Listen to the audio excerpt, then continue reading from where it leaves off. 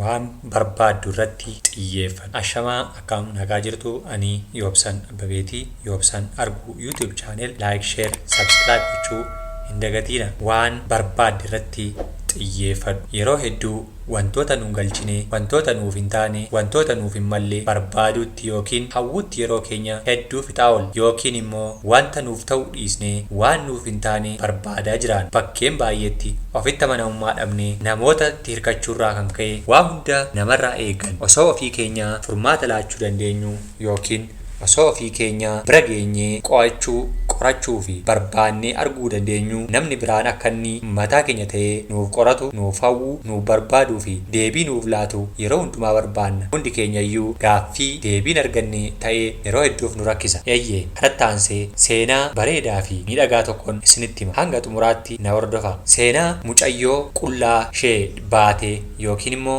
uffata osoo hin uffatiin daandii konkolaataatti baatee tokkotu turte. Mucaan kun mucaa biyya Biriitaaniyaa keessatti yeroo taatu qullaa ishee osoo deemtu turte. Kan isheen taaksii hojiidhaaf yookiin maamiloota dhaabbatee eeggachaa jiru bukkee daandiitti argitee utaaltees konkolaachisaan maamiloota eeggatu keessa lixxe. Yeroo sana konkolaachisichi konkolaataa kaasuu dhiisee miila hanga rifeensa mataa isheetti mucayyoo qullaa ishee yookiin uffata hin uffatiin jirtu kana miilaa kaasee hanga mataatti irra deddeebiin ilaala ture. Mucayyoonis haalli inni ittiin ishee ilaalaa jiru waan ishee dhibeef ati hangarraa dubara qullaa jirtu yookiin uffata uffattee hin jirre argitee hin beektu ittiin jette. Inni garuu kan isa dhibee qullaa ta'uu ishee osoo hin taane bakka kam akka isheen kaffaltii isaaf keessee jirtu barbaadaa ture yookiin immoo gaaffii itti taanaan socho'uu dide. Yeroo kana ani dhimma qullaa kee yookiin uffata uffatiin makii konkolaataa koo koruu kee osoo hin taane bakkati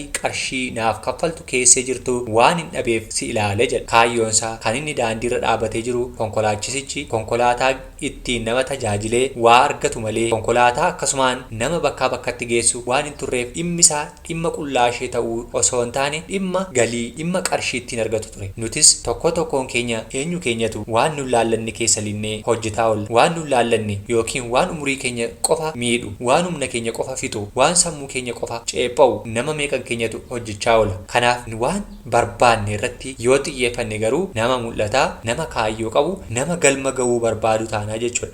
Kanaa alatti waanuma namni waa hojjeteef hojjenne, namni waa dhoobeef dhoobne, namni fiigeef fiigne, namni deemaaf deemne, namni hin taphataaf taphanne, namni hin barataaf baranne, namni hin qacaramaaf qacaramne qofa jiraanna yoo ta'e umurii keenya guutuu kaayyoo keenyaa fi mul'ata isheetti hin dhalanne yookiin immoo galma ishee xumuraa keenya osoo hin bariin hafnaa jechuudha. Kanaaf jalqaba dhalli namaa ofirratti amanamummaa qabaachuu isaatiin tokkoffaa irratti sammuu keenya order gochuu yookiin proogiraam goone kan ittiin hojjechiisuu dandeenyu yookiin ittiin hojjechuu dandeenyu waa'ee namootaa dhiisne, waa'ee haalotaa dhiisne, waa'ee naannoo keessa jiru yookiin bartee durii irraanfanne bartee haaraatiin sammuu keenya haaromsaa deemuuti. Waan dur nuu qabee yookiin immoo bakka murtoofte duwwaatti nuu hidhee jiru sana gaafa ofirraa kunnee bakka hedduu bakka fagoo deemnee waa socho'uu dandeenya. Kanaaf waan barbaaddu irratti xiyyeeffadhu jedha. Galatoomna.